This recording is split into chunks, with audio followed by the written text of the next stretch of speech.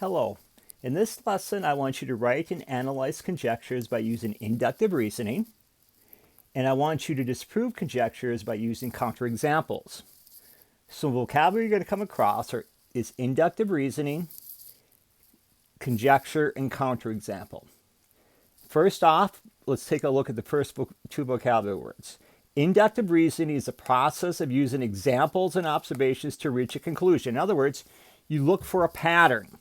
We're going to take a guess about that pattern. That guess is called your conjecture. So like we said, since it's a guess, it might be wrong, but we're going to take a guess based on our data, and we're going to make a conjecture. If we take a look at example 1 here, it says, write a conjecture that describes this pattern. I look at my pattern here, and it says 2, 4, 12, 48, 240. I notice it's going up each time. I'm not adding the same thing each time. I'm not even I'm not multiplying the same thing each time, but look at, there's a pattern of multiplying. Because 2 times what gives us 4?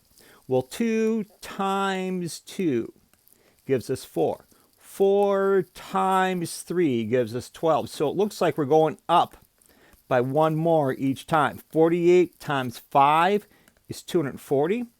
So to find our next pattern, it's going to be 240 times 6, which would be what? 144, then 0. So 1,440 would be the next term.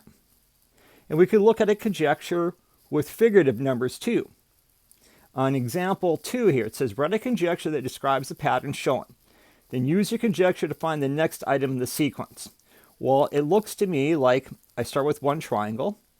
We add a row of triangles, so we add 3 triangles. Then I add another row with putting one more on the outside, so there's 5 triangles. So I think my next one, I'm going to have 7 triangles on the bottom. So here's 1. Yep, I'm going to make that a little bit thicker. So here's 1, 2, 3,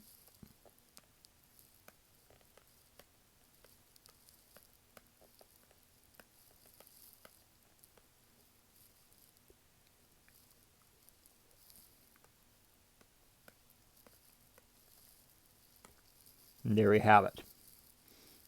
Now we keep on going here.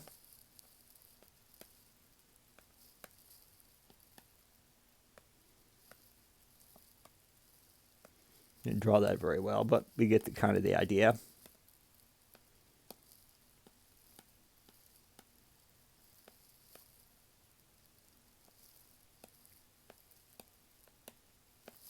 And if we count our segments, we have 18, 19, 20, 21, 22, 23, 24, 25, 26, 27, 28, 29, 30.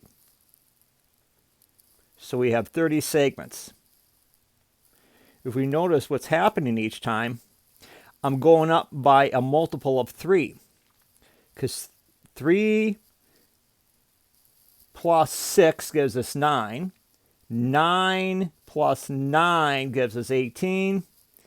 18 plus 12, because I'm adding one more row of 4 triangles. So, and that's where you get 30 from.